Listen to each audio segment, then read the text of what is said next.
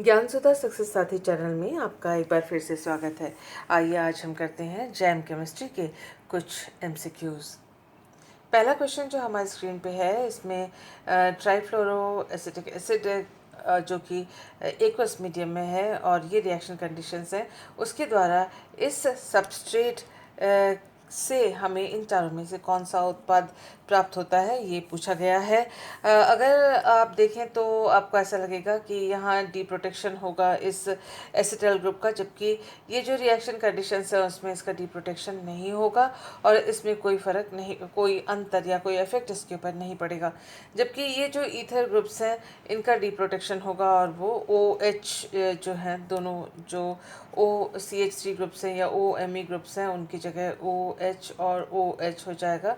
और आप देख सकते हैं कि बड़ी इजीली, क्योंकि जेम डायोल है तो इसमें से वाटर मॉलिक्यूल हट जाएगा, जिसकी वजह से यहाँ पर C डबल बॉन्ड O बन जाएगा। तो यहाँ देखें कि यहाँ ये जो सल्फ़र के जो दोनों ये एटम्स हैं, वो क्योंकि उनकी बेसिसिटी इनसे कम है, तो आप ये देख सकते हैं कि यहाँ पर इनके ऊपर कोई इफ़ेक्ट नहीं होगा, ये एज सच बचे हुए रहेंगे। तो उसका मतलब है कि ये ऑप्शन और ये ऑप्शन तो गलत है और इस पर क्योंकि कोई प्रभाव नहीं पड़ेगा, तो A और B में से जो हमारा आंसर है वो हो सकता है। लेकिन टेम्परेचर इतने कम होने की वजह से इसके ऊपर भी कोई फ़र्क नहीं पड़ेगा, इसलिए यहाँ जब देखा गया है कि इस रिंग को जो इन्होंने तोड़ा है ये संभव नहीं होगा इन रिएक्शन कंडीशंस में, तो option number A is the correct answer. किस प्रकार से हुआ है ये वो देख लेते हैं। Oxygen is more basic then sulphur, इसीलिए ऑक्सीजन के ऊपर ही अटैक होगा। आप देख सकते हैं कि ईथर का क्लीवेज, ईथर का जो बॉन्ड है वो टूटेगा, इस तरह से OH और OH दोनों एक ही कार्बन से जुड़ जाएंगे, वाटर मॉलिक्यूल का निष्कासन होगा और C डबल बॉन्ड O यहाँ पर बनेगा। साथ ही जो रिएक्शन कंडीशंस दिए गए हैं ये सेफ़ रहेगा, इसमें कोई चेंज नहीं आएगा और ना ही इसमें कोई फ़र्क पड़ेगा।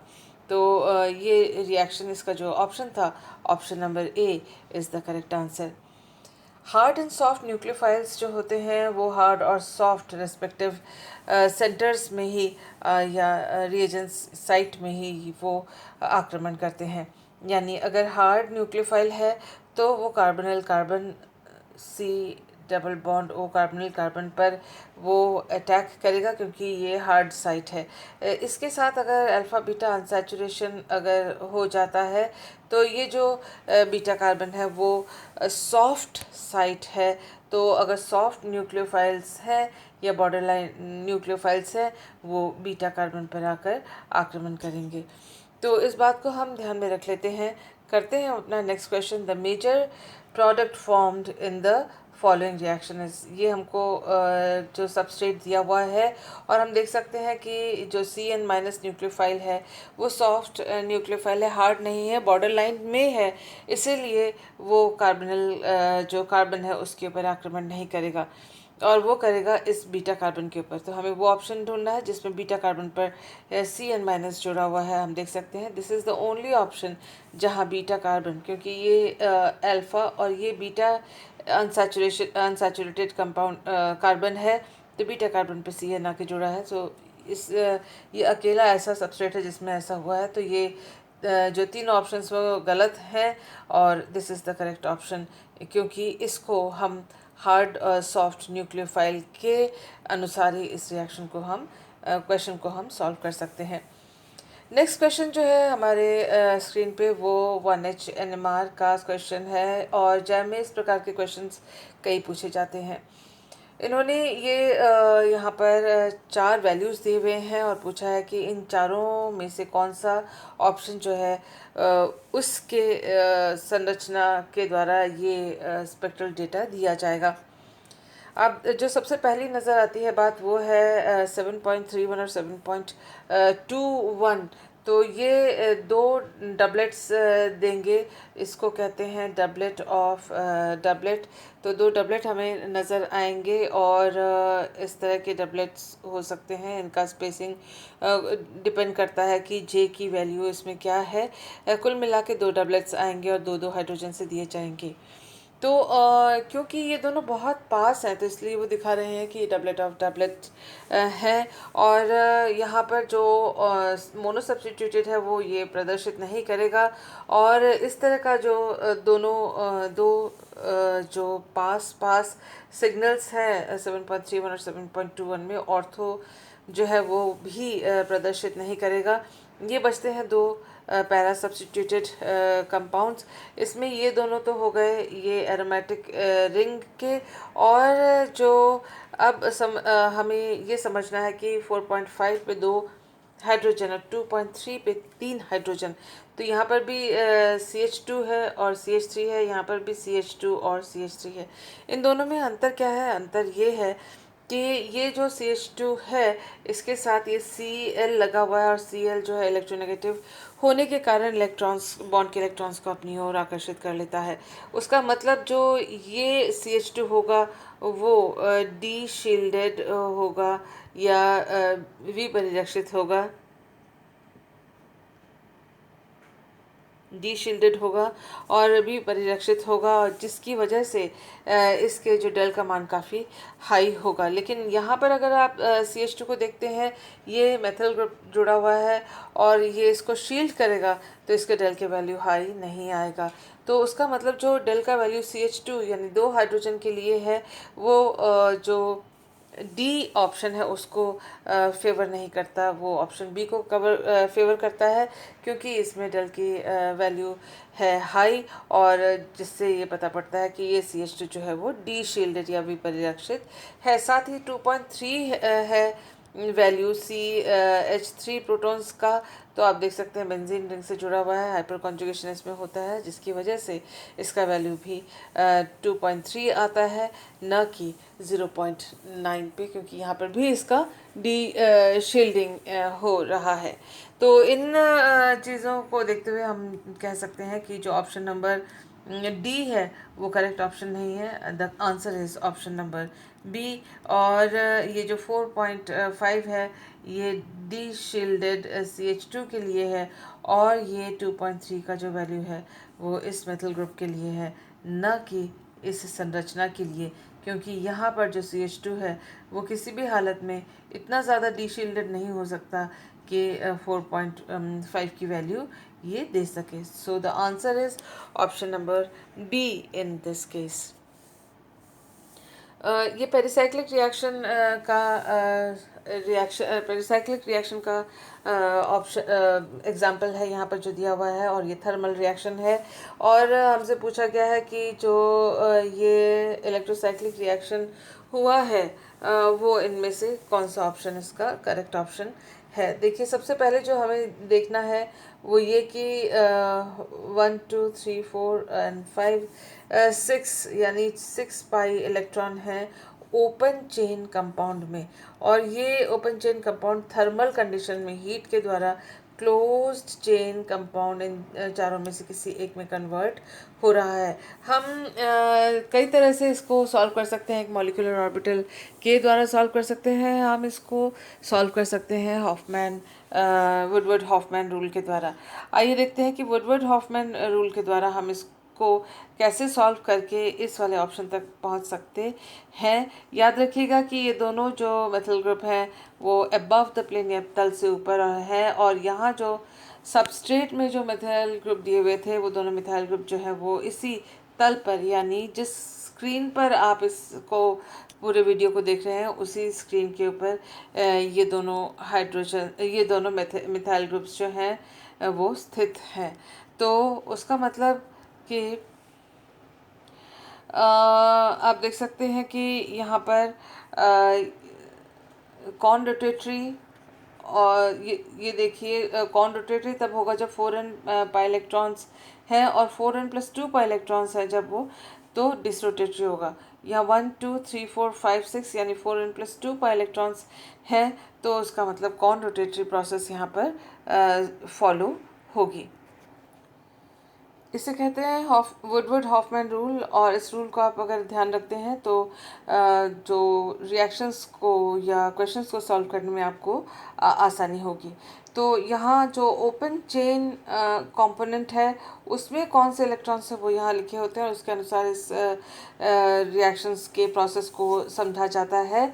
और आप देख सकते हैं कि 6 पाई इलेक्ट्रॉन यानी 4n+2 pi electrons open chain में होंगे, और ये इसी तल पर, जिस तल पर आप रिएक्शन देख रहे हैं उस पर ये बॉन्ड्स हैं। तो अगर डिसरोटेटरी यानी एक आप कह सकते हैं कि एंटी क्लॉकवाइज और एक क्लॉकवाइज दिशा में अगर ये दोनों मुड़े तो ये तल से उभर कर ऊपर आ जाएंगे दोनों के दोनों। और आप इसको ऐसे भी मान सकते हैं कि अगर ये स्क्रू को आप रोटेट कर रहे हैं और स्क्रू का एक हिस्सा यहाँ पर मान लीजिए स्क्रू है और स्क्रू का एक हिस्सा यहाँ तल के ऊपर है, तो आप जैसे ही स्क्रू को क्लॉकवाइज घुमाएंगे तो ये जो तल का हिस्सा है वो उभर कर ऊपर की तरफ आ जाएगा। उसी तरह से यहाँ अगर एंटी क्लॉकवाइज घुमाएं तो ये जो लाइन तल पे है वो तल से उभर कर आ जाएगी, और दोनों के बीच में, इन दोनों कार्बन के बीच में एक सिग्मा बॉन्ड बन जाएगा, और पाई बॉन्ड्स की संख्या हो जाएगी कम। अगर आप देख सकते हैं, अगर आप इसको दिखाना चाहते हैं तो इस प्रकार से भी इलेक्ट्रॉन्स की मूवमेंट को दिखा सकते हैं। आप देख सकते हैं कि एक रिंग बन रहा है। अगर आप इसका मॉलिक्यूलर ऑर्बिटल डायग्राम बनाते हैं तो आप क्योंकि इसमें 6 पाई इलेक्ट्रॉन्स हैं, उसका मतलब है कि 3 पाई बॉन्ड्स हैं। तो पहला मॉलिक्यूलर ऑर्बिटल, दूसरा मॉलिक्यूलर ऑर्बिटल, तीसरा, ये तीनों मिलकर जो है 6 पाई इलेक्ट्रॉन को कंज्यूम इनमें फिल हो जाएगा। और जो HOMO होगा वो इस तरह से है। और यहाँ जैसे प्लस साइन वाले जो लोब्स हैं जिनको गहरे रंग से दिखाया गया वो ऊपर की तरफ है, ये तल के ऊपर, ये देखिए तल पर ही है ये। और जैसे ही इनका डिसरोटेशन ये इस तरफ और ये इस तरफ मोड़ा जाता है ताकि ये जो सीधे सीधे पाई ऑर्बिटल्स के लोब हैं आपस में बॉन्ड बना सकें इस तरह से एक दूसरे के साथ ओवरलैप करके। तो ऐसी स्थिति में आप देख सकते हैं जो यहाँ पर था वो धीरे से और ऊपर आया और बॉन्ड के बनते ही एकदम ऊपर की तरफ हो गया।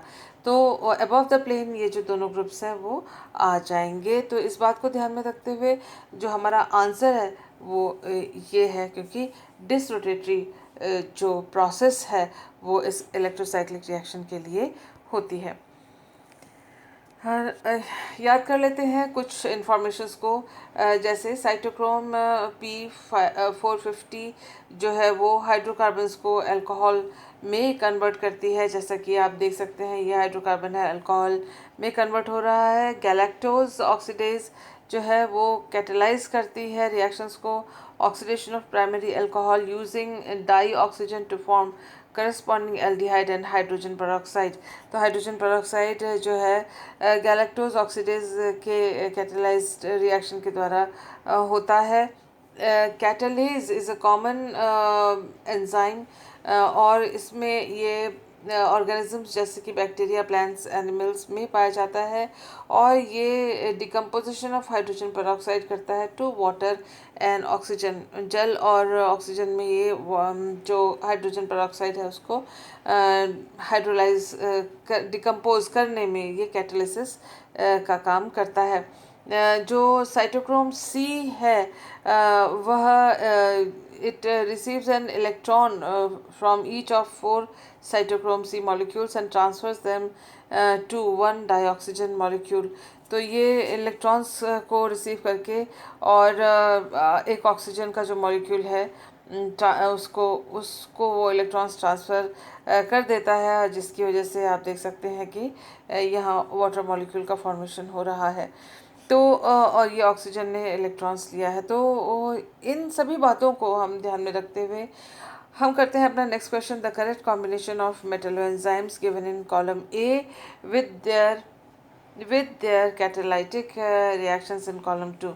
तो ये जो है मेटालोएंजाइम्स दिए हुए हैं और ये कुछ रिएक्शंस दिए हुए हैं जो हमने अभी पढ़ा।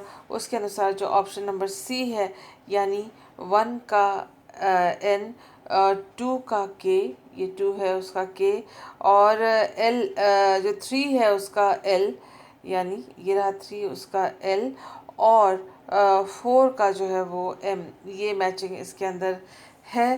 तो इस तरह से हम इसको बड़े इजीली इस क्वेश्चन को केवल नॉलेज बेस्ड क्वेश्चन था, ये डायरेक्ट क्वेश्चन था। The major product formed in the following reaction sequences. तो ये रिएक्शन सीक्वेंस दिया हुआ है हमें, और बहुत सारे यहाँ पर रिएजेंट्स दिए हुए हैं। ये सबसे पहला एक्टिव मेथिलीन कंपाउंड है और बेस के प्रेजेंस में सी माइनस में कन्वर्ट हो जाएगा, और ये सी डबल बॉन्ड जो यहाँ पर एल्डिहाइडिक कार्बन है उस पर यहाँ पर न्यूक्लियोफिलिक अटैक होगा। उसके बाद होगा उस पर एक्टिव हाइड्रोजन कंपाउंड के ऊपर इस एमीन का एडिशन होगा, जैसा कि आप यहाँ देख सकते हैं। और उसके बाद उसका जो रिडक्शन होता है COOET यानी एस्टर ग्रुप का, वो CH2OH में रिडक्शन हो जाएगा, और फिर BF3 और HCHO के प्रेजेंस में ये रिंग अपने को प्राप्त होगी। तो किस तरह से हमने इस रिएक्शन आंसर तक पहुँचे वो हम देख लेते हैं कि सबसे पहले जो होता है वो सोडियम इथॉक्साइड के प्रेजेंस में ये एक्टिव हाइड्रोजन कंपाउंड का इस कार्बोनिल कार्बन के ऊपर एडिशन होता है, जिसकी वजह से ये मध्यवर्ती हमें प्राप्त होता है, इनोलेट हमें प्राप्त होता है। और एसिड के प्रेजेंस में ही आप देख सकते हैं कि इसका प्रोटोनेशन हुआ और OH में कन्वर्ट हो गया। और आप देख सकते हैं कि यहाँ पर जो है वाटर इसमें से निकल जाएगा इजीली, क्योंकि कॉन्जुगेट जो है एस्टर्स जो है इस तरह से बनेंगे, उस कॉन्जुगेशन की वजह से स्थायित्व होगा और इस तरह से वाटर मॉलिक्यूल का यहाँ पर निष्कासन होगा। एमीन्स का एडिशन होगा यहाँ पर नाइट्रोजन और यहाँ पर हाइड्रोजन ऐड होते ही ये मध्यवर्ती यौगिक हमें प्राप्त होगा। अब आप देख सकते हैं लिथियम एल्यूमिनियम हाइड्राइड से यहाँ जो COET है वो CH2OH और CH2OH में कन्वर्ट हो गए, और BF3 के प्रेजेंस में एल्डिहाइड के साथ, फॉर्मल्डिहाइड के साथ, ये रहा फॉर्मल्डिहाइड का कार्बन, और इस तरह से आप डायोल के साथ प्रोटेक्टिव ग्रुपिंग इसका कर सकते हैं, और ये हमें प्रोडक्ट मिलता है जो कि हमने इससे पहले वाले स्लाइड में देखा कि this is the correct option, option number B. तो ये कुछ बेसिक रिएक्शंस थे और बेसिक इजी फंडामेंटल सारी इन्फॉर्मेशन के द्वारा ही हम इन क्वेश्चंस को आसानी से सॉल्व कर सकते थे। Thank you for being with me.